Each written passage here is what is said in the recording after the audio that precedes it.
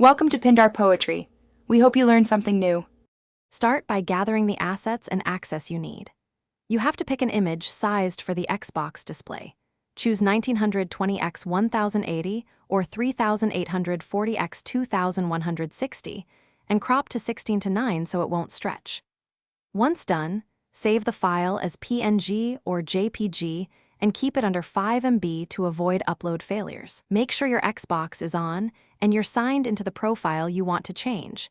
This gets you into personalization right away, so you can move to the next steps without delay. Now transfer the image and apply it. You can use the Xbox mobile app to upload directly or copy the image to a USB drive formatted in FAT32 and plug it into the console. On Xbox, go to Settings, General, Personalization, then My Background. Choose Custom Image and locate your file. You'll see a preview. Adjust the crop and position so important parts aren't hidden by UI elements. Once you're happy, confirm the selection. The system will set air immediately, and you'll see the change on home. Finish up by checking the result and handling problems.